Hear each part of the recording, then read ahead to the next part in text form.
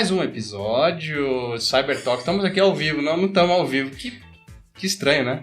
Estranho, tá porque eu já ia pegar as perguntas lá no chat, ia perguntar quem tá aqui, falar, pô, você tem porra nenhuma dessa, quem tá aí, e vai ser... Mas vai ser legal, porque vai ser editado, a gente tem um problema lá. Eles vão tirar seus palavrões dessa. E também tem outra coisa, né?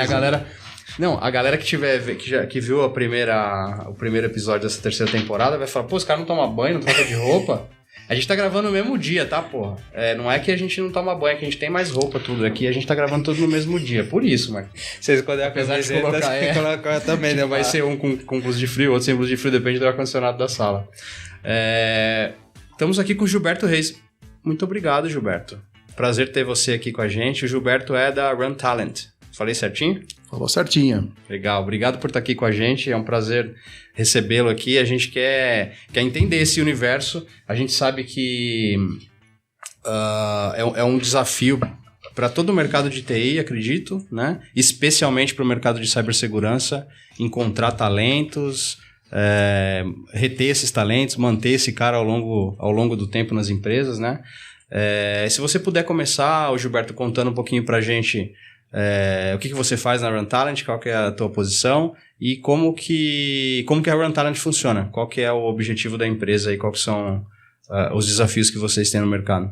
Legal. Antes de mais nada, eu gostaria de agradecer o convite, né, parabenizar vocês por esse novo formato, né, que tá muito legal, que seja o primeiro bate-papo de muitos, né, e falando um pouquinho da minha trajetória da Run Talent, eu sou diretor comercial e de operações da empresa.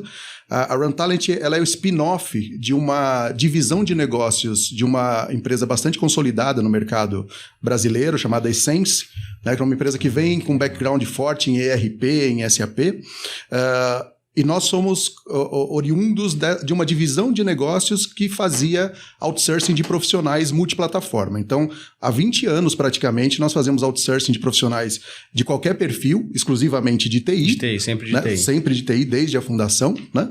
E há 3 anos foi criada essa nova empresa para a gente desvincular um pouquinho daquele mundo de ERP, né? Quando nós procurávamos um cliente novo ou um candidato, eles diziam, poxa, mas vocês não são de ERP, não são de SAP, eu sou de Java, eu sou bermuda e camiseta, vocês são terno e gravata. Então a gente criou essa nova marca para dar essa comunicação para o mercado multiplataforma e uma empresa mais voltada para agilidade, não tão voltada para processos, aquele modelo clássico. Tá legal. Né?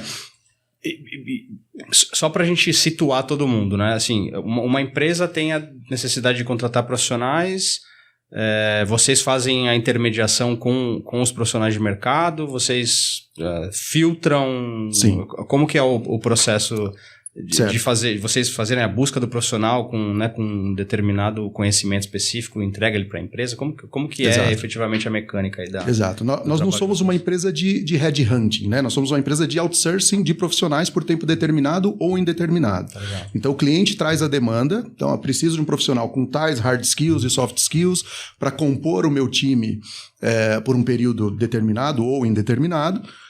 Nós verificamos na nossa base de consultores ativos, nós temos mais de 500 consultores hoje em diversos perfis, né? Então o primeiro passo é sempre buscar no nosso programa de realocação. Então temos algum profissional terminando a alocação num cliente e que seja compatível com a demanda desse novo cliente? Se sim, nós fazemos o encaminhamento para avaliação, se não, nós vamos no mercado, nas principais redes, né? LinkedIn e outras. Nós temos uma base com mais de 30 mil profissionais que são ou já foram nossos consultores, então a gente tem um networking bastante maduro também, né? E não tendo dentro de casa esse profissional, nós vamos no mercado e trazemos como opção para o cliente, né? Então, a nossa missão, no final das contas, é permitir que o cliente sempre mantenha a TI dele, seja para qual perfil for, passando de sistemas por infraestrutura, segurança, o que for, sempre no formato e no porte que ele precisa. Então, aquela coisa, vou fazer um projeto de 6 meses de Microsoft.NET. Eu tenho 3 caras dentro de casa aqui, eu preciso aumentar a equipe, preciso de 10. Só que eu não vou contratar como funcionários mais 7 caras que depois eu vou ter que demitir. Então, o nosso objetivo, no final das contas, é esse, né? A gente ajudar os clientes a manter custos ajustados e formatos adequados dentro das operações e projetos de TI. Legal, né? Seja para qual perfil técnico for. E como que está a demanda, no caso de vocês aí, para cibersegurança? Tem muita demanda, tem muita gente pedindo? O perfil é mais de projetos esporádicos ou de tempo indeterminado? Como é que é? A gente vê um crescimento grande da demanda, muito motivado pela dor, mais do que pelo planejamento. Tá bom. Então a gente vê assim, nós ainda temos grandes clientes que não entraram nesse mérito conosco. Claro que, assim, questão de adequação à LGPD e tal, né? A governança é comum, mas a cibersegurança em si, questão de testes de intrusão, as políticas mais avançadas, a gente vê como crescente, como uma demanda explosiva, mas quem está olhando para isso mesmo realmente é quem já sofreu na pele, quem já sofreu um ataque. Inclusive, semana passada nós fomos auditados por um fornecedor de um grande cliente nosso. Foi uma sabatina de 3 horas de duração, onde eles repassaram toda a parte, não só de governança, né? Vocês têm política de controle de acesso? Temos. Então me mostra aqui o documento. Legal. Qual é a data de revisão desse documento? Como que vocês publicam? Com que periodicidade vocês revalidam essa política? Porque o processo é vivo, né? Então, assim, a gente tem visto de forma crescente. Então, só para falar de um futuro... de um passado recente, semana passada tivemos uma e teremos outra sabatina na semana que vem, porque nós trabalhamos com empresas de médio e grande porte, né, que estão cada vez mais atentas Você percebe ao tema. Uma crescente, Gilberto, desse tema das empresas que estão contratando os profissionais, até talvez por conta do acesso, por conta do que eles fazem, do conteúdo que toca. Sim, dados sensíveis. A gente estava falando sobre isso agora, existe uma tendência aí de ataques de supply chain, que é o cara usar alguém da cadeia de fornecimento, né, para rodar o ataque num lugar maior ou em múltiplos clientes ao mesmo tempo, né? Você percebe uma crescente na preocupação dos clientes em, se eu vou trazer um profissional, especialmente se o cara é temporário, eu tenho que escrutinar melhor o processo, entender. Sem dúvida. Você percebe que isso é uma tendência? Sem dúvida, né? É como a gente já via há muitos anos. Nos segmentos mais regulados, isso já é mais maduro, né? Então, segmento financeiro, né? Seguros, a gente já vê uma maturidade maior, obviamente porque são mercados mais sensíveis. Mas agora a gente tem visto isso migrando com bastante força para outros segmentos, para segmentos da indústria, do agronegócio. Então, uma preocupação mais disseminada, né? Porque, obviamente, é o que você comentou, né? Um profissional que tem um papel ali chave. Se ele tiver qualquer intenção maliciosa, ele vai estar ali, né, com a faca e o queijo na mão. Em contrapartida, para os profissionais que a gente fornece como apoio para projetos, para operações, é um pouco mais tranquilo, porque os acessos são feitos normalmente via VPN, né? Então a gente segue toda a política de segurança do cliente, né? A governança. Tá, então o poder de fogo desse novo agente ele é reduzido, né? Porque ele entra 100% de acordo com a política da empresa. Então, quando nós vamos fornecer um equipamento nosso para o nosso fornecedor prestar serviço para essa empresa, normalmente é gerada uma imagem, né, na máquina de acordo com os padrões da empresa e bem delimitado, bem fechada, né? Mas realmente, no caso que você está comentando, de trazer um profissional de cyber para compor o time do cliente, realmente o nível aí de escrutínio é maior. Tem uma preocupação, né? A preocupação tem que ser maior, né? Quanto às experiências anteriores, as referências, né? A reputação que esse profissional tem no mercado, né? Gilberto, uma dúvida aí que ficou para mim. Os profissionais de TI, quanto que o pessoal está avaliando, olhando que ele tenha... Obviamente, ele não é um cara de cyber, mas é um cara que tenha conhecimentos de segurança atrelado. Então, por exemplo, você falou de desenvolvimento, tem alguns perfis que você tem ali. Sim. Até um cara, por exemplo, se você pegar um cara de TI mesmo, que de repente gerencia, não sei, uma estrutura, uma infraestrutura, ele tem que ter certos cuidados e certas preocupações. Sim. Quanto que isso o pessoal está cobrando também, assim falando? É crescente também, né? Então depende muito... Normalmente as empresas, como eu comentei, né, o nosso papel ele não é tanto de consultoria exclusiva num tema, é mais de expansão de um núcleo que o cliente já tem, né, para determinada finalidade. Então, normalmente, quando a gente fala em cibersegurança, em projetos complexos, etc., o cliente já tem dentro da política dele com um pessoal interno, né, e os externos acabam sendo mais extensões do que figuras chaves ali naquele processo, né? Então, a gente vê, por exemplo, em projetos de ERP, tem uma grande preocupação com exposição de dados sensíveis. Então, ambientes não produtivos, com dados embaralhados, porque você está falando desde folha de pagamento de todo mundo ali, então você tem uma exposição de, né, faixa salarial da organização toda, até informações de sigilo industrial, esse tipo de questão, né? De sigilo, né? De confidencialidade. De negócio, exato. Então, assim, no nosso cliente típico, nós mais fornecemos profissionais para a extensão dessas políticas que já existem, então para adequação do que para implementação.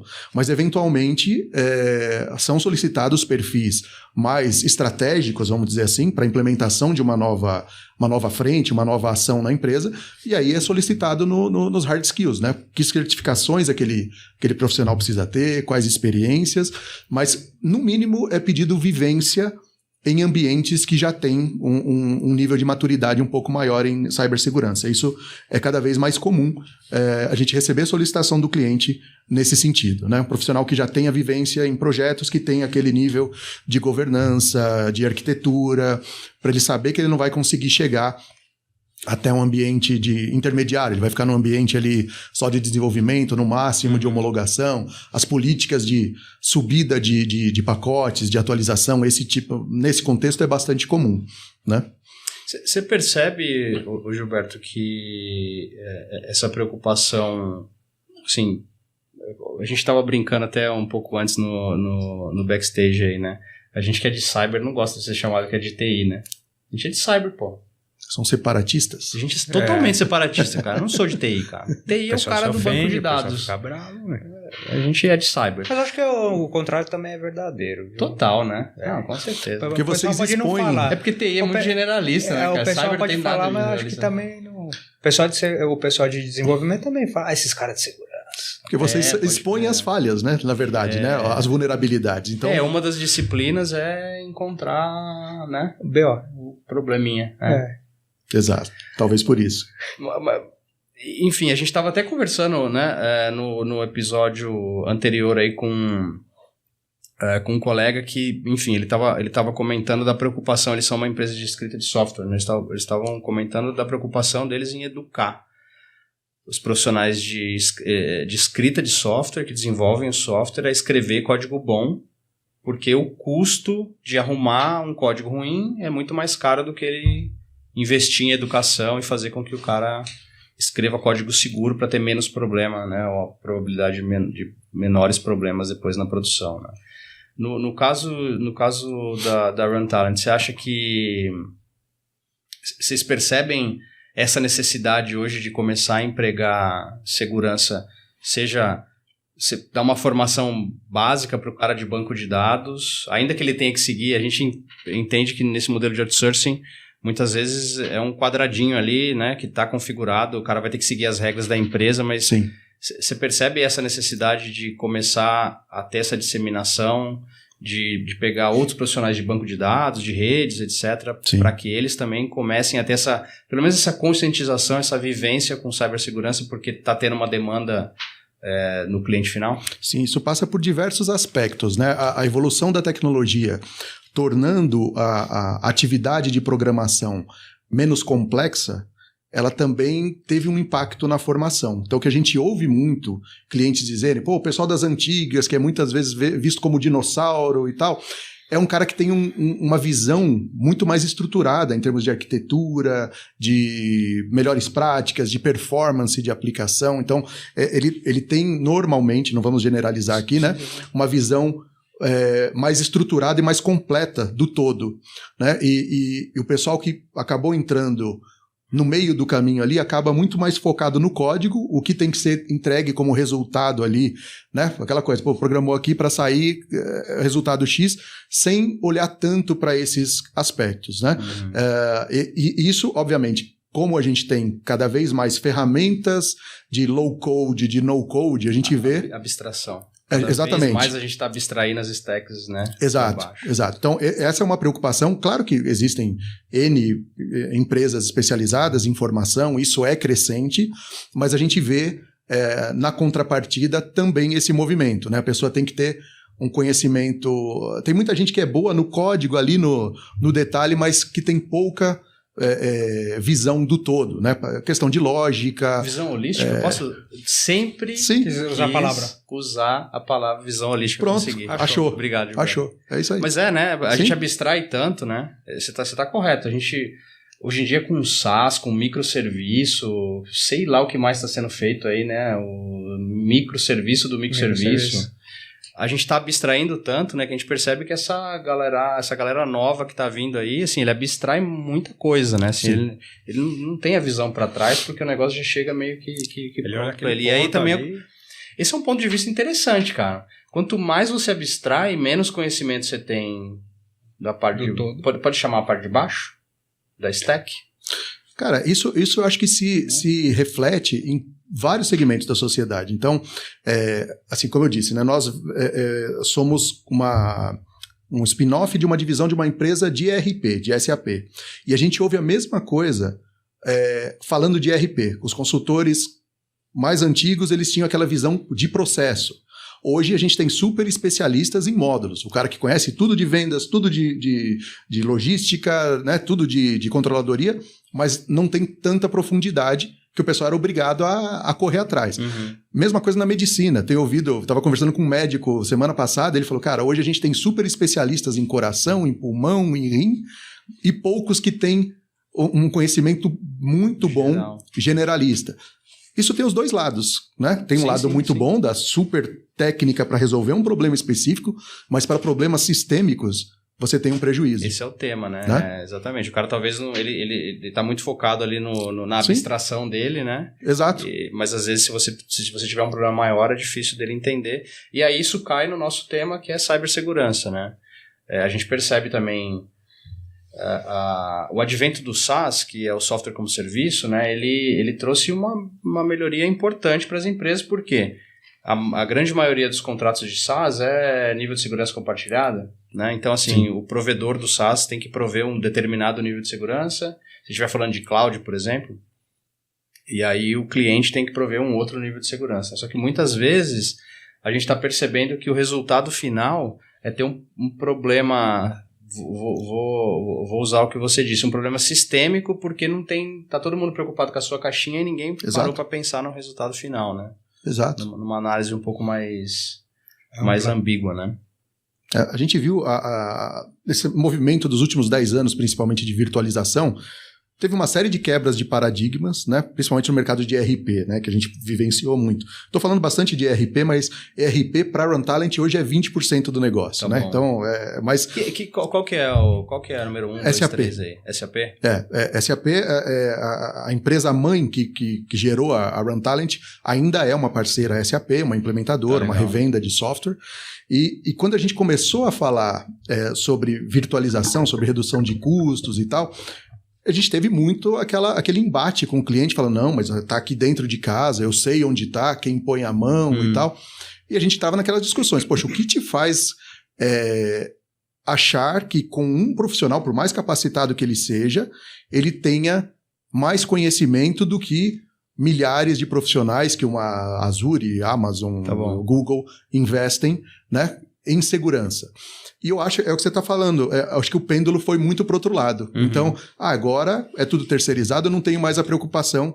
A gente polarizou, né? Primeiro era tudo dentro de casa, ninguém põe a mão. Quer jogar tudo para fora. Agora joga tudo para fora e acaba talvez negligenciando algumas questões que deveriam ser olhadas dentro de casa, né? E tudo é pendular, se você for ver num processo de evolução, né? Eu acho que a gente vai chegar no equilíbrio, tá nesse caminho, mas o pêndulo tá indo muito pro outro lado nesse momento, e as empresas correndo atrás. E até para jogar um número aí, a gente, alguns analistas de mercado como Gartner, Forrester, eles demonstram que, os estudos mostram que mais de 90% das empresas hoje têm problemas de configuração em serviços de nuvem. justamente por negligenciar, talvez por essa super especialização de um monte de coisa. Mandei pra lá, agora ele faz o básico. Agora é o problema do cara, né? A Amazon tem o Amazon manda um bonezinho pra gente, tô falando da Amazon aqui, pô. A Amazon tem um modelo muito legal. O contrato da Amazon tem um desenho mostrando... Link. Vamos pôr o link? Tem um link? Tem o link, põe o link, produção. Põe o link. O link tá aqui já que você não tá vendo, porque ele é virtual. Ele tem um desenho dentro do contrato falando sobre esse modelo de segurança compartilhada. Dada a preocupação da Amazon de falar, olha, eu vou até aqui, você tem que ir daqui para frente, né? Porque na medida que você vai desenvolvendo ali aplicações, serviços, etc., tudo isso é responsabilidade do outro lado, né? Mas, ô Gilberto, falando sobre... Você comentou muito sobre RP, sobre especificamente SAP aí. Qual que é o desafio de vocês? Vocês estão no meio de um turbilhão, porque né, vocês prestam serviços específicos, tem muito profissional, acaba com certeza passando na mão de vocês muita coisa confidencial. Qual que é a preocupação de vocês hoje no tema proteção de dados? Nós temos os dois principais pontos, né? Do lado do cliente, assim, revisando o que você já pediu, obviamente, checar, né, se nós estamos fornecendo os melhores candidatos, né, para aquela necessidade interna de cibersegurança do cliente, né, checando referências, certificações, etc., né, fazendo a melhor busca possível dentro do nosso pool ou no mercado, caso a gente não tenha ninguém disponível. Para entregar o melhor profissional de fit, né? Assim, um negócio bem que caiba para o que o cara quer, né? Não necessariamente é o melhor profissional, mas é o melhor profissional para o que o cara quer, né? Você entrou num ponto muito importante, porque a gente sempre tem uma preocupação muito grande com cultura da empresa, com as políticas da empresa, obviamente, e com aquela pessoa que vai ser o ponto de contato do consultor lá dentro da empresa. Porque não é raro a gente olhar perfis e oferecer profissionais de dentro da nossa base, cara, esse aqui deu um fit perfeito. Aí chega lá no cliente, ele diz, cara, não bateu o santo. Então a gente tem que avaliar, além de tudo isso, o perfil de quem está recebendo aquele candidato. Uhum. E aí entra em questões muito particulares. Eu não gosto de pessoas que falam muito, eu não gosto de pessoas muito introspectivas. Né? Sai do que a empresa espera para o lado pessoal, porque aquele profissional ele vai escolher entre 5 candidatos. E a decisão, no final das contas, ela é técnica, mas ela é emocional também. Claro. Né? Então a gente tem que ter esse cuidado além de tudo. Isso eu estou falando do que a gente oferece para o cliente. Tá legal. Do lado interno, nós temos uma preocupação muito grande também, porque nós trafegamos muitos dados sensíveis. Né? Como eu comentei, nós temos uma base com mais de 30 mil profissionais. Cara, é muito grande, cara. É bastante coisa. São 20 anos, né? São quase 20 anos de existência. A empresa foi fundada em 2004. Então, todo mundo que passou por lá como consultor ou como candidato, né, tá registrado desde que tenha aprovado, né? Então, a gente tem uma preocupação muito grande com LGPD, né? Nós temos nosso DPO ali, a gente faz auditorias constantes e processos de revisão. Então, voltando ao que a gente conversou aqui no começo, né? Essa auditoria que a gente recebeu de um cliente na semana passada trouxe alguns pequenos detalhes que eles disseram, olha, nada aqui do que a gente está pontuando é crítico, é de alto risco, mas alguns pontos vocês devem rever com maior frequência. Então, por exemplo, o timing de reciclagem das práticas com o time todo. Né? A gente estava fazendo uma vez por ano. A gente recomenda que faça a cada 6 meses, porque tem muita gente entrando, muita gente saindo. Embora a gente faça no onboarding de todo mundo, né? Então está na jornada de qualquer profissional que entra. Essa questão de controle de acesso, que a gente viu que as empresas ainda falham, empresas grandes falham no controle de acesso. Um cara que já mudou de cargo 2 vezes ainda está com o mesmo perfil de acesso que ele tinha antes. Ou pior, está carregando, está somando. Ou está somando. Né? Então, assim, muitas questões passam desapercebidas e esse apoio profissional, nesse momento, é super valioso para a gente. Obviamente que a gente faz os 80%, 90% com o time interno, mas o olhar de um especialista externo traz esses 15% a 10% que estão faltando e que vem a melhorar os processos, que na verdade é vivo, né? Então todo dia tem uma nova modalidade de cyberataque, tem o ser humano é muito criativo para o bem e para o mal, né? Então a vigilância é constante. Brasileiro. Brasileiro é case. Criatividade mil. É criatividade mil, cara. Deixa eu aproveitar. Ô Gilberto, você falou que você vê uma crescente a questão de preocupação de segurança.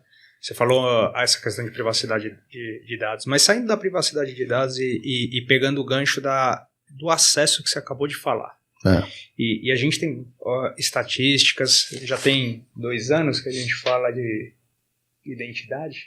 2 anos, pelo menos. Que a gente está falando, parece maluco, mas a gente continua falando, porque a maioria dos ataques, obviamente existem ataques sofisticados, às vezes, obviamente a gente tem vulnerabilidades, obviamente tem vários vetores, mas ainda na grande maioria, os ataques, olhando dados que a gente tem acesso, eles partem de acesso de credencial válida. E aí a pergunta, onde eu tenho mais curiosidade, e aí eu vou falar em nome de quem estiver vendo a gente, escutando, não seria tanto a preocupação de vocês sobre esse tema, mas quando você olha os seus clientes, quanto que isso está na pauta? Você falou, tem alguns casos que não tem a revisão, então muda de projeto, de área, talvez dentro do mesmo ambiente, e está lá agregando os acessos que ele nem deveria ter. Isso começa a alavancar risco, né? Sim. Probabilidades aí.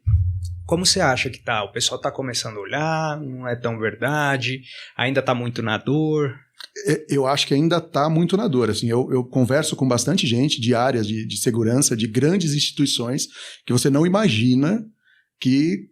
Eu estava conversando semana passada com um amigo que é de infraestrutura em alto nível de uma grande instituição, e ele estava reclamando sobre uma queixa que ele recebeu de uma área produtiva, uma área cliente, sobre uma manipulação num banco de dados que uma pessoa da equipe dele tinha feito por engano. E daí ele falou, poxa, mas eu não sou gestor dessa área. A pessoa que errou da minha equipe, realmente foi um erro, nem sequer deveria ter esse acesso. Então não foi malicioso, nesse caso foi um erro, foi um equívoco, mas são pequenas coisas que fazem grandes diferenças. Fala, pô, mas por que esse cara tinha aquele perfil de acesso, né? Então a gente ainda vê uma dificuldade das organizações em fazer uma gestão eficiente do controle de acesso. Tudo bom. Na hora que implementa, é aquela questão de manter vivo o processo, né? Na hora que implementa é tudo maravilha, né? Então você tem lá os perfis, quem acessa o quê e tal. Como que você garante que isso no dia a dia está se replicando da maneira adequada, né? Eu acho que a maior dificuldade das empresas está nesse efeito serrote, sabe? De faz um corte, implementa, legal, mudou tudo. Passou 3 meses, o que vocês estão praticando do que foi implementado? Putz, já caiu para 70%. E aí as vulnerabilidades vão crescendo, além da evolução natural, né? O que vocês estão falando da criatividade do brasileiro, né? A gente é case no setor financeiro, principalmente, né? Porque tem muita fraude e tal. Mas é bem visível isso. Mesmo em grandes instituições. Eu falei para esse meu amigo, né? Falei, mas você tá brincando, cara. Como que um cara dessa área tinha acesso a um banco de dados de ambiente produtivo de uma área super sensível da empresa? Ele falou, então, pois é, cara. Ele passou antes por essa outra área, não inativaram o acesso dele, ele deu um comando lá. Revisão. Não houve a revisão, né, quando ele mudou de cargo e causou uma perda, até fazer um restore e tal. Foram 2 dias ali do sistema, não fora do ar, mas com dados incompletos, né? E isso a gente está falando em grandes instituições. Nas menores, que tem um poder de fogo menor, né, para investir, obviamente isso é muito ainda mais difícil. Sim. Não, Gilberto, eu vou colocar um cenário para você. É um cenário que a gente vem discutindo também já há algum tempo, né, Marquinhos? A gente sempre faz essa brincadeira, o brasileiro é muito criativo, o brasileiro é criativo e tal. O crime cibernético encontrou uma fonte de renda muito grande. Sim. Que vem sendo explorada aqui no Brasil, especialmente no tema credencial. Né? O Marquinhos já falou anteriormente, o maior access broker, e vou colocar para você que não é especificamente da área de cyber, um access broker é uma empresa que tem lá os seus atores dentro dessa empresa, que vende acesso a companhias. Esse é o business dele. Caramba. Esse access broker não vai rodar ransomware, não vai rodar, ele só vende o acesso. Ele é só... essa abstração acontece hoje também no mundo de ataque cibernético. Tá. Assim, não tem mais aquela coisa mirabolante do cara que vai lá e descobre a vulnerabilidade, explora e faz o sequestro de dados e a extorsão, e aí hoje em dia a gente vê as especializações e encontraram aqui no Brasil um terreno muito fértil. Então o maior access broker da América Latina está sentado aqui no Brasil. Esse cara tem X atores que trabalham com ele, não dá para falar que é funcionário, né? Porque não é um negócio legítimo. Parceiros de negócio. Ele tem parceiros de negócio, ele tem técnicas específicas para roubar credenciais quentes, ou seja, credenciais válidas que realmente dão acesso. O Marquinhos estava comentando, depois eu vou pedir para você expandir um pouco aqui, Marquinhos, para quem perdeu na outra explicação. As credenciais são precificadas, dependendo do nível de acesso que um atacante possa ganhar com essa credencial. Então, se o acesso do cara é bunda... eu consegui ficar 15 minutos sem falar. Foi bom, bobagem. Essa aqui tava bastante. Já tomei uma multa, vou perder a carteira. Se o acesso do cara é bunda, aquele cara que não tem acesso a porra nenhuma, faz lá um negocinho ali, beleza, a credencial dele vale menos. Sim. Porque ela também pode ser usada para pivotar, para fazer escalamento de privilégio, outras técnicas, a gente vai entrar no detalhe, mas se o acesso do cara é quente e administrativo, por exemplo, que é o suprassumo do acesso, porque daí, cara, o cara passa despercebidaço, pode fazer tudo, pode manter persistência, o cara pode fazer o que ele quer, né? Então, esse Access Broker, ele tem esse missão, visão e valores, tá? De coletar acesso. Aí tem várias técnicas para o cara coletar acesso, pode ser pelo phishing que a gente está acostumado, que ainda é um montante grande, mas a gente já observa hoje, esses estudos que a gente faz dentro da CrowdStrike, de cyberinteligência, é por isso que a gente não isso aqui não é conto que a gente está inventando, a gente tem evidência científica que suporta essas teorias, né? Teoria não, realidade. É uma teoria que acontece na realidade, né? Mas existe essas evidências que mostram pra gente que isso efetivamente está acontecendo. Esses access brokers, eles vendem essa informação em mercados clandestinos. Alguns mercados são muito conhecidos, como os russos, por exemplo, os mercados russos. E aí vai um outro perfil de atacante que quer rodar um ataque, que já tem na característica dele como empresa de ser bom em fazer extorsão, em cobrar, o cara já tem os laranjas para quando ele pegar o dinheiro via blockchain, ele distribuir em várias contas, depois agrupar esse dinheiro de novo e conseguir coletar. Percebe que é um ecossistema do crime. Ecossistema gigante. Então eles se separaram em especialidades, muito parecido com o que você está falando de outsourcing. Sim, né? sim. Eles se separaram em especialidades para poder rodar um ataque maior. Né? Então, o que a empresa final vê? Fui vítima de sequestro de dados. Alguém me atacou. Não, teoricamente, alguém te atacou. Assim, não foi um cara, um menino. Acho que isso já está claro, né? Se não é um menino não lá sei se tá tão claro, não. Né? Deveria estar, né? Deveria. São quadrilhas não sei organizadas muito organizadas e, mais ainda, especializadíssimas em fazer o que eles estão fazendo, né? E aí, enfim, eu te dei todo esse panorama desde o ponto de vista de cyber, porque o que a gente está vendo com essa tendência agora? Nesse ecossistema, ele está aumentando muito a capacidade de atacantes executarem ataques e terem sucesso, né? E aí, com isso, passou a se preocupar muito agora com o tipo de ataque de supply chain, que é o ataque onde a gente comentou um pouco no começo, né? Mas é o ataque onde, se ele quer atacar a instituição A, não necessariamente, e essa instituição A investiu bastante em segurança, e a gente tem essa máxima em segurança que, né, é como um elo de uma corrente. São elos, né? de cadeia, da cadeia. O mais fraco é onde estoura, né? Sim. E aí uma empresa de médio, grande porte também não consegue sobreviver sozinha, ela não consegue controlar, precisa ter parceiros, né? Então, essa preocupação de cibersegurança que era exclusiva 10 anos atrás só do mercado financeiro ou só das grandes empresas, hoje passou para todo mundo. Porque se você está prestando serviço para um cara grande, você também virou o elo da corrente dele. Sim. Né? E aí, como que a gente faz? Você da área comercial, né? Não esperamos uma resposta técnica de cibersegurança sua, mas você, desde o ponto de vista comercial, como que vocês lidam com isso, né? Esse é um desafio enorme, porque no momento que você coloca um profissional para trabalhar numa instituição de médio e grande porte, você passou a fazer parte do nível de maturidade do cara, você passou a ser um elo da corrente também. Você é ecossistema agora, né? Você tá e somos responsáveis por qualquer dano que esse profissional nos representando cause para o cliente. Então, tem a questão da responsabilização também, né? Eu tô falando aí civil, criminal e tal. Então, a única forma que a gente vê é nos aliarmos a empresas especializadas, né? Não adianta falar, vou trazer um cara aqui de cybersecurity. Legal. Vai ser o cara que vai fazer a interface com quem está vivenciando... Como o DPO que você comentou, né? Exato. A gente tem um DPO, né? uma figura que faz interface, mas não é quem resolve a questão, é quem orquestra, né? Quem vê conformidade, prazos, o que a gente precisa rodar esse mês ou de forma contínua, né? Os testes de intrusão, as revisões nas políticas, né? A garantia que os times estão capacitados, né? Quem está chegando está também em conformidade, né? E a gente, é o que eu estou comentando, a gente não via até meses atrás preocupações, sim, dos clientes, mas não ações para medir o grau de maturidade dos fornecedores em termos de conformidade.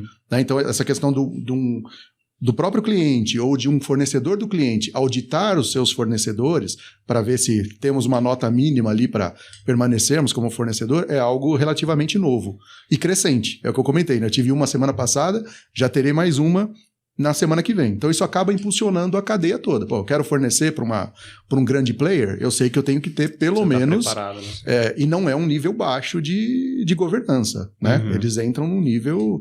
Né, me mostra o documento e me mostra no console ali como é que vocês administram, orquestram todos os acessos. Entra lá no console, vamos dar uma olhada de quando é o último log, o que mostrou, o que foi feito de ação corretiva e preventiva. Então, são análises bastante minuciosas. Mas eu percebo que ainda é um início. Né? Então, nós temos quase 100 clientes e 4 clientes já nos auditaram. Né? Um já definiu a recorrência, que a cada 6 meses vai haver uma revisão, e os outros são mais recentes, né? Então, que eu comentei desses que rodaram aí entre semana passada e semana que vem. Mas é crescente, né? Porque, de novo, é pela dor, envolve investimento, então tem muito a ver com o negócio também, né? Qual é o impacto da cibersegurança no negócio? Mas cada vez mais o impacto ele existe independente do segmento que você está. Exato, né? E isso que eu ia te falar, você não acredita, Gilberto, que isso possa, a gente tá a ponto de tornar com que isso seja um investimento e que isso se torne um diferencial competitivo? Sim, sem dúvida. Sem dúvida. Porque, poxa, se você consegue, né, dentro da tua empresa, por exemplo, promulgar o tema cibersegurança, fazer os treinamentos básicos de cibersegurança, conscientizar todos os funcionários, ainda que o cara não seja de cyber. Sim. Né? Você vender isso como diferencial competitivo, né? Com certeza. Talvez essa não seja a transformação ali do negócio base, de infraestrutura básica ou do profissional básico, você entregar um negócio que está na agenda de todo mundo, né? E se não tiver na agenda do cara, vai entrar uma hora a duras penas e provavelmente o impacto dele vai ser muito maior do que ele imagina. Sim, né? Existe sempre o trade-off entre o custo e quanto que aquilo é requisito, aquilo acelera negócios, né? Pensa numa empresa de varejo, num lojista. Como que eles começaram? Vou fazer ali um formulário de pedido eletrônico. Então o cara só fazia o pedido, que caía muitas vezes por e-mail e beleza, não tinha integração nenhuma com o núcleo ali, né? Com o core da organização. Agora o cara faz o pedido, ele vê posição financeira, ele recebe boletos, a coisa vai sofisticando para você. Prevendo compra agora com inteligência artificial, né? Tudo. Então, você vai abrindo o leque, né? Você vai abrindo o volume de relacionamento virtual com os outros elos da cadeia, né? Isso, obviamente, vai trazendo mais exposição, mais risco, e muitas empresas ainda não estão preparadas, né? Não olham com o devido cuidado. E aí, reagem pela dor, né? Putz, ó, tomei um prejuízo, atacaram aqui, o sistema ficou fora, sequestraram meus dados. E entra sempre naquela questão, né, do custo, né? A gente não tem ouvido tanto mais a questão de criptografia de dados de ambientes inteiros e tal. E sempre fica aquela questão, poxa, é uma ação criminosa, eu vou me render ao sequestrador para não ter um prejuízo financeiro maior sem nenhuma garantia, ou vou reconstruir do zero. Então a gente vê também ações variadas dependendo da cultura de cada empresa, da política. É bem difuso, exatamente. É bem difuso. É difícil... É difícil você dizer vai para o caminho A para o caminho B, né? Por isso que a gente reforça muito o tema de fazer exercício de... Assim como a gente faz brigada de incêndio nos prédios, né? Nos grandes prédios, nos edifícios, CIPA, exatamente... A gente tenta promulgar isso, né? Assim, se você é uma empresa de médio e grande porte, mesmo que você seja uma empresa de pequeno porte, mas você dependa de tecnologia para sobreviver, a gente já falou isso em episódios anteriores. O restaurante lá de Copacabana, né, na frente da praia, que o cara tá usando um tablet ali, um celular para fazer o pedido, sabe o que o garçom tem no bolso? Papel. Sim. Se der pau no tablet do cara, ele anota o pedido no papel e leva lá na cozinha e o negócio vai servir. Se você é um restaurante virtual pequeno, que só atende via delivery no iFood, se teu sistema cair, irmão, morreu. Acabou, cara. Acabou. Né? Então o impacto também está no pequeno, né? Sem dúvida. Se tecnologia efetivamente está intrínseca no teu negócio e você não olhar por cibersegurança, uma hora a conta vem. Sem dúvida. Meio que não tem como, né? Porque a gente costuma usar eu costumo usar essa expressão específica, né? O criminoso, o cybercriminoso, e está tendo muita transformação digital no crime em si, né? Gostaria muito de uma hora a gente conseguir conversar com o Derrit, que, né, o novo secretário de Segurança Pública do Estado de São Paulo, que é um cara da polícia, que tem a polícia no coração, que conhece o que está acontecendo na rua. Tal. Eu queria muito um dia conseguir conversar com ele sobre qual é a perspectiva dele, o panorama dele sobre cibersegurança. Porque ainda não está na agenda do secretário de Segurança Pública do Estado de São Paulo, ou pelo menos não está lá no top 3 do cara, cibersegurança, mas a gente percebe que está existindo está começando uma migração do crime. Sim. O crime está se digitalizando. Então, o cara que fazia investidas em roubar alguma coisa, em roubar um banco, em, sei lá, cometer algum crime no mundo físico, esse cara está se digitalizando, está indo para o mundo virtual. Então, o mundo virtual vai chegar uma hora que vai ter que entrar na agenda. Eu sei que, de alguma maneira, né, tem vários programas da polícia, falando especificamente da Polícia de São Paulo, tem vários programas que eu sei que eles estão fazendo e tal, mas ainda não tá ali, né? Assim, roubo, furto, tem um monte de coisa na frente ali de chegar em cyber, né? Mas Sim. Vai chegar uma hora. Não, mas já ontem eu vi uma entrevista dele, ele falando exatamente disso, né? Então, assim, ele tava falando muito de roubo de veículos, roubo de veículos de luxo que cresceu, de motocicletas e tal, e ele falou bastante do Pix, do aumento dos roubos de celulares. Então, assim, meu bairro sempre foi super tranquilo, e agora a gente tem, por um lado eu não sei se a gente não sabia do que acontecia, porque não tinha tanta rede social, e agora aparece nas redes sociais do bairro, né, mais um assalto na rua tal, etc. Mas assim, é toda hora, o cara pegando o celular, pedindo senha para tentar extrair, né, recursos de contas correntes. Isso é o que você falou, tá se organizando de uma forma absurda, né? O cara que rouba ali na Paulista, ele já pega o celular, já passa para um outro que vai e tenta invadir, fazer fraude no celular, fazer fraude, não é mais então só assim, o roubo do celular. Tá migrando muito, né? Então o bem mesmo, a revenda do equipamento passou a ser secundário. Sim, né? O que eles querem são os dados para acessar para fazer as fraude, contas. Exatamente. Para fazer fraude, né? E continuar o ataque, né? Ele teve o ataque físico de ir lá roubar o celular do cara, mas o ataque continua, né? Exato. E eu tenho a impressão, Marquinhos, de que quanto mais... E aí, de novo, eu tô falando especificamente agora sobre o estado de São Paulo, tem gente de outros estados que vão estar vendo a gente aí, mas...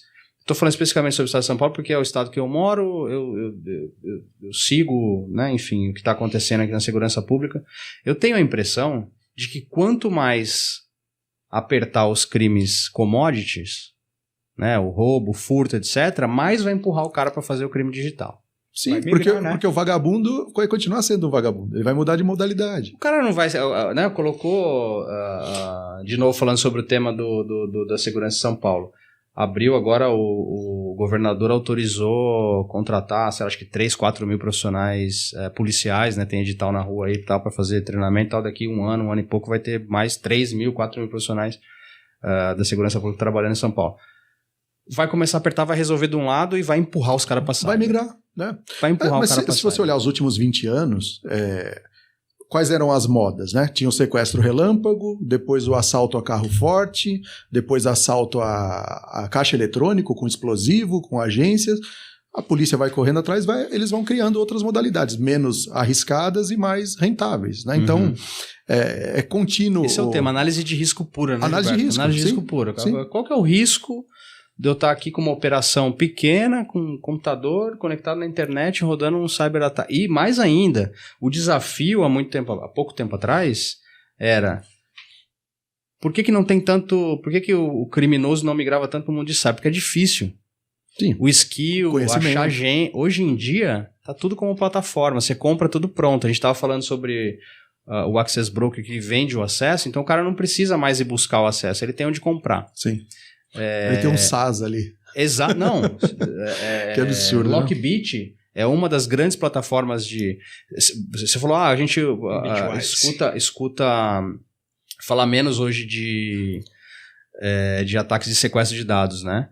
Esses ataques de sequestro de dados, a maioria que aconteceram foram através de plataformas de SaaS, no modelo de colaboração. Ransomware as a Service. Que o cara... Ransomware as a Service. De verdade, o cara entra, tem um SaaS, ele fala, bom, eu quero atacar esse cara aqui. Tem programa de fidelidade. Um programa de fidelidade. É inacreditável. Milhagens. Tem Bug Bounty. Caramba. Pagaram... Inacreditável. Ano passado, 2 dias depois que a gente fez a apresentação, pagaram $50 mil no Bug Bounty. O pessoal do Bitwise, que é o Lockbit. E tudo vai levando para isso, né? Porque com as criptos agora, você não tem rastro, né? O dinheiro entra, é distribuído. Mas recentemente, eu acho que é isso, é migração. Recentemente, é fácil. Entra no Facebook aí, pega 3 anúncios aí, você vai ver a fraude rapidinho, porque tem um monte. Não só no Facebook, né? Você está falando de anúncios, de produtos, serviços. Você vai ver que o cara põe uma fake news, da fake news ele põe um portal com uma vantagem, porque todas essas fraudes, ela tem um papel, ela tenta atacar um papel emocional, né? Engenharia social, né? Engenharia social, porque você ataca a emoção para a pessoa não raciocinar tanto e fazer mais na emoção e cair no golpe. Sim. Então, se você pega o cara, se apertar no físico, o cara vai migrar. Eu falei, eu tenho essa impressão, adoraria em algum momento conversar com o Derrit, com alguém da área de segurança pública, para a gente começar a mancomunar, desde o ponto de vista de inteligência, o que pode ser feito para prevenir porque assim, já está uma pandemia hoje, ainda a pandemia de ataque cibernético continua, né? Sim. Todo dia alguém cai, todo dia tem um impacto em algum lugar, e se esses caras tiverem... Porque o problema do crime é que o cara não tem o CFO, não tem o compliance, né? Ele coloca o dinheiro, ele tem que colocar para rodar o ataque, acabou. Sim. Né? E você está falando de empresas, né? Você está falando do mundo corporativo. No mundo pessoa física, principalmente a população mais idosa, né, que não nasceu já nessa onda da digitalização. Poxa, vocês veem a circulação de fake news em WhatsApp. Meu pai mesmo, tem 74 anos, viu um produto ontem lá, tem um produto para diabetes aqui e tal, que é comprovado. Tá falando, mas como é que sabe que é comprovado? Não, porque tá escrito aqui os testemunhos e tal. Site... Você falou um negócio importante, eu lembrei. A gente estão muito vulneráveis. A gente conversou na temporada passada com o Felipe Paião. Eu vou pedir para a edição colocar aqui também o link. O Felipe Paião soltou agora, a gente está gravando aqui em julho de 2023, o Felipe soltou há pouco tempo agora a edição, ou a segunda temporada do eu esqueci o nome, não posso esquecer o nome.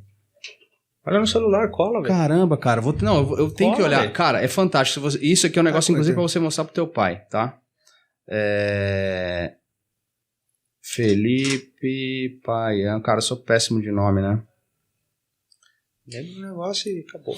Mas é impressionante, assim, porque o comportamento se repete. Eu tô falando aqui exemplo do meu pai, mas o pessoal na mesma faixa etária é muito vulnerável essa influência. Você está falando da engenharia social, né? Eles fielmente... Não, Realidade tá Violada. Pronto, Realidade Violada, sim. episódio 2, ele mostra justamente a história de um cara que é um DBA, um DBM lá tal, que também caiu em fraude e conseguiu descobrir tal, e de um senhor de 70 e poucos anos que recebeu uma ligação com, né, desses call centers pirata da vida aí, que o cara tinha todos os dados do cara, teve uma fraude, não sei o que, corta o cartão no chip, vai um cara aí buscar. Só não corta o chip. Então, não sei não, acho que era isso mesmo. Acho que era isso mesmo. Acho que é isso. Só preserva o chip. Mas enfim. Corta a tarde. Tira o nome. Só corta o nome porque Realidade Violada. Desculpa, Paião. Cara, eu tô ficando velho, cara. Pô, não consigo lembrar de tudo. Edição, corta essa porra que eu esqueci. Vamos colocar aqui, então. Realidade Violada. Tem 2 episódios. É fantástico o documentário, cara. Fantástico o documentário. Mostra justamente... Tá no YouTube. No YouTube mesmo. O Felipe Paião é editor. Ele fez a produção, ele faz as entrevistas desse Realidade Violada. Tem é um documentário, né? Tem o primeiro e o segundo. Cara, é fantástico que eles trazem à luz, assim, e justamente com essa conexão... E a gente tá falando, por que vocês estão falando de porra de segurança pública? Bom, primeiro que a gente fala o que a gente quer nessa porra. Segundo, brincadeira. O pessoal de demais já ficou puto. Não é, cara, é porque é importante essa porra de segurança pública, porque a gente tá falando, sim, no caso, né? É a sociedade. O Gilberto, a gente tá falando de, cara, outsourcing, no final não é você pegar um quadrado e colocar aqui, cara, é uma pessoa que você tá colocando dentro de uma empresa, e como você comentou, né, Gilberto, tem responsabilidade civil e até criminal, cara, sim, né? E aí você tá lidando agora no universo onde, porra, como é que faz, cara? Você falou que você tem 30 mil... currículos na base. Currículos, né? na base. E aí, cara, né? Qual que é o risco de ter algum infiltrado no meio ali, que a gente sabe que... Isso que eu tava falando pra você As credenciais. Sobre a venda de credenciais. Uma técnica que esses caras usam pra venda de credenciais é infiltrar a gente. Sim. Aliciar. Outra coisa é aliciamento, corrupção ativa. Porque você aponta, né? Você tá pondo uma pessoa lá. Sim. Quanto ele é suscetível. Qual é a preocupação? Não, é bem delicado. E é um volume muito grande, né? De pessoas entrando, saindo, né? É um tráfego grande, né? Tô falando de candidatos, principalmente consultores, né? A equipe de operações, ela não tem um turnover considerável, embora exista, né? Sim. Mas a gente tem casos de consultores que causaram problemas pra gente, saíram, né? Foram desligados. Nós temos um histórico de como foi a jornada desse profissional conosco, independente de quantas vezes ele passou. E às vezes o cara entra de novo, se candidata a uma vaga de novo, só coloca o primeiro nome e o último. Porque a gente não pede RG, CPF e tal logo de início. Claro. Né? Aí quando vai mais adiante, a gente fala, putz, é esse mesmo cara. Então tem cara que entra 3, 4 vezes com nomes diferentes, achando que vai... às vezes nem passar, mas pelo menos chegar até o cliente. Então muita gente tem essa intenção, sabe? Bom, a empresa já sabe que eu não sou um bom profissional, ou que eu, né, já causei bastante transtorno, então eu vou entrar com um nome diferente, né? Então eu tenho perfil lá no LinkedIn, tenho vários perfis e tal, porque a gente checa e tal, mas a gente não pega todos os dados de documentação logo no início para ver se existe um fit e tal, para tornar o processo mais produtivo. Então o interesse dele é chegar até o tete-a-tete com o cliente para ver se o cliente gosta dele e depois vire caminho sem volta, sabe? O cliente fala, não, eu gostei do cara, ele pode ter pisado na bola com vocês, né? Mas manda vir, né? E a gente pega, não é raro, fala, ó, é o mesmo cara. Já corta de imediato, né? Claro que eu tô falando aqui de casos graves, tá, gente? Não é uma questão de um erro e tal. Né? As pessoas, às vezes, em começo de carreira, cometem um equívoco e tal. Tô falando de questões éticas condenáveis, né? Onde efetivamente é um problema, não é um erro. Exato, né? exato. É questão voltada à índole, a caráter, etc. Né? Então, que também pode ser subjetivo. Então a gente toma muito cuidado com isso também para não julgar de forma errada, né? Mas tem casos que a gente vê que sistematicamente é feito, né, um padrão que se repete. E aí a gente precisa repelir o mais cedo possível. Né? Bom, enfim, a gente vai fazer agora os profissionais de RH ficar sem dormir também, igual a galera de segurança fica, igual a galera de TI fica, né? O pessoal de RH tá em pânico agora. Isso aí que eu tô falando, todo mundo sabe e só tá se tangibilizando cada vez mais no mundo de cyber, né? O cara infiltrar a gente para entrar dentro da empresa e vender acesso. A gente teve um caso conhecido onde o time de segurança foi investigar por que esse cara tá executando esse negócio aqui, cara, esse atendente de call center aqui tá executando esse negócio. E aí, né, foram lá em cima do cara, esteja preso, como que você conseguiu executar isso daqui, da onde você... cara, eu ganho R$1.500 por mês aqui, e o cara me pagou R$3.000 para executar esse arquivo do pendrive aqui. Só para espetar lá? Cara, o que tem?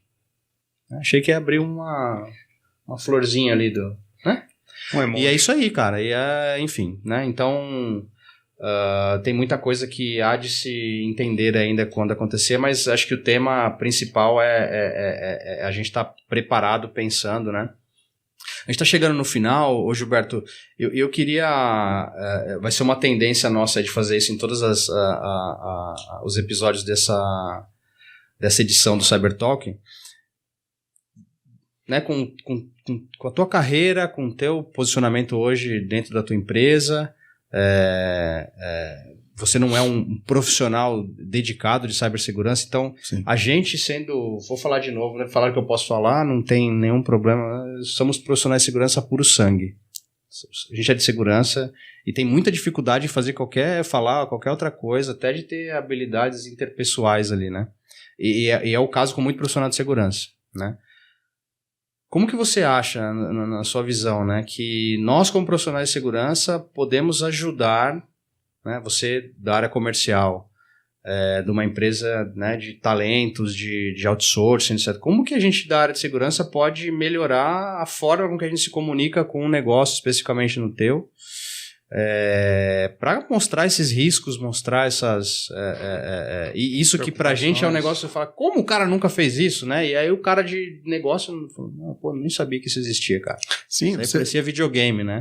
Vocês têm um papel na empresa, eu não sei se vocês vão gostar dessa comparação, mas parecido, de certa forma, com o que o jurídico faz. Que é apontar risco. Segurança, pode tirar ele. Apontar risco, né? Que é o cara que normalmente o pessoal de vendas, ele não gosta muito porque aponta todos os riscos. Pode dar zebra aqui, nessa cláusula. Tal. Mas você está falando no que pode acontecer. Não. Você está mostrando ali todos os buracos em segurança, né, jurídica ou cibernética, né, e a melhor forma realmente é mostrando talvez exemplos práticos, né, de outras empresas, né, ou até mesmo nos testes que são rodados de falar, aqui tem uma vulnerabilidade, eu não estou falando que pode acontecer, conseguir acessar, né, algo que você imaginou que estaria 100% seguro. E a grande dificuldade, eu não sei exatamente o perfil de empresa onde vocês estão, né? De enterprise, empresas médias e tal, que já tem uma formatação razoável ali em termos de time de TI, né? Já tem uma figura ali, um DPO, um cara que olha minimamente para os pré-requisitos, né? Mas eu acho que o desafio é você se comunicar com as empresas que ainda não têm essa visão, é o que você está comentando lá, o pequeno empreendedor, a empresa menor, que nós vivemos isso há muitos anos atrás, quando a gente começou vendendo ERPs para empresas menores, onde você negociava diretamente com o dono da empresa. Tá bom. E ficava aquela mentalidade, cara, mas eu cheguei até onde eu cheguei... Desse jeito. Sem nada, cara. Eu, no máximo, estou usando um Excel aqui. Por que você está falando de colocar um ERP? É a mesma coisa com a segurança, né? Nunca aconteceu nada. Às vezes você mora num bairro com alta criminalidade. Nunca ninguém entrou na minha casa. Pô, sortudo. Ou sua casa é muito bem protegida e tal, e tem algo que está repelindo os caras. O grande desafio é esse, né? Eu acho que é comprovar para o cliente o risco a que ele está exposto. Porque muitas vezes, não, eu falei com um cara da área ou na empresa menor, falei com o meu cunhado ali que falou que está 100% compliance, né? Então, acho que o grande desafio é realmente mostrar de uma forma mais nua e crua o quão exposto tá, né, o ambiente daquela empresa. E nós, como pessoas também, a gente falou um pouquinho de sociedade aqui, o quanto tem todo dia tem ideia nova. Eu estava até me recordando quando você comentou, não sei se vocês viram um caso de um cara que simplesmente trocou uma maquininha de passar cartão num posto de gasolina e deixou lá. O cara tirou a do posto, colocou a dele. Aí ficou uns 2-3 dias lá, os frentistas passaram 20 mil reais sem perceber que a máquina não era do posto, a máquina era dele. Então, essa questão da engenharia social acho que é crescente, né? E o que você está falando, aperta de um lado, vai para o outro. O crime vai migrando, né? E a gente precisa estar caminhando junto. Infelizmente, a gente sempre fica um passo atrás, né? Porque a gente vê... o papel de vocês, eu acho que é mais preditivo, preventivo, né? De falar, ó, aqui pode acontecer, né? E o poder público vai atrás de, ó, tá acontecendo isso, como é que a gente consegue coibir? Eu acho que é uma atividade super interessante, eu admiro muito profissionais desse segmento, porque é um trabalho investigativo antes de mais nada, né? E precisa ter criatividade também, tentar pensar com a cabeça do cara que tem do atacante, né? Mas é um processo contínuo, né? Onde a gente vai ter variados níveis de maturidade, de preocupação, mas mostrando, resumindo aqui, respondendo a sua pergunta, né? Mostrando de forma nua e crua aí, o risco real a que as organizações estão submetidas, né? Estão expostas, é a linguagem que todo mundo entende. Assim, cara, eu consegui acessar seu banco de dados principal, pegar a sua data de aniversário, pegar seu olerite, alguma coisa assim, né? Isso todo mundo entende, né? É irrefutável. E a gente tenta procurar, também evoluir através de profissionais capacitados, né? De empresas que vivam essa realidade todo dia. A gente não tem a pretensão de o nosso DPO mais um analista ali, o moleque bom de bola ali que vai resolver o problema. Não. A gente precisa de alguém que esteja olhando todo dia, né? Como é o trabalho da CrowdStrike. Cibersegurança é um problema de todos. Precisa de grandes ideias. Você contribuiu muito com a gente hoje aqui, eu queria te agradecer demais. Ter uma perspectiva, né, como a sua, um profissional de mercado que apesar de não estar na trincheira da cibersegurança ali, vive cibersegurança 24 horas, né? Tanto no teu negócio como na tua vida, como você falou, a gente aumentou a segurança pública, são as preocupações. E também acho que tem uma oportunidade pra gente aí de como que a gente pode usar esse problema como alavancador de negócio. Né? Sem dúvida. Se o problema é segurança pública e você oferece um serviço seguro, tem dinheiro aí, né?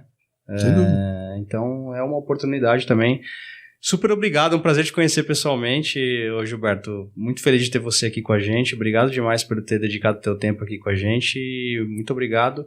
A gente espera se encontrar muito em breve de novo com você. Eu que agradeço pelo tempo de vocês, desejo vida longa ao formato novo aqui do podcast, né? E é um tema que está sempre em alta, acho que tende a crescer muito mais, né? Despertar interesse da sociedade como um todo. Aqui a gente está falando do meio corporativo, mas é um assunto super importante de interesse geral, né? Vocês tenham muito sucesso nessa nova fase aí. Obrigadão pelo convite, Gilberto, mais uma vez. Marquito, galera, tudo aquilo lá que vocês já sabem, curte, comenta, escreve, faz coração, dá like, faz essa pô, você faz essas merdas num negócio que não tem nada a ver, isso aqui é legal, igual o papo do cara, não é, cara? Dá o like. Dá o like também, vai ter uns balãozinhos, edição, vai ter, né, vai ter. Obrigado, a gente se vê daqui a pouquinho? Não, é que, tipo, vai parecer que demorou, entendeu qual que é? Sim. A gente tá gravando essa porra tudo no mesmo dia, mas vai parecer que, tipo, foi... Porque a gente vai trocar a camiseta agora e tal, é tudo mesmo. A gente... beleza. Corta o cabelo. A galera conhece, a gente já sabe.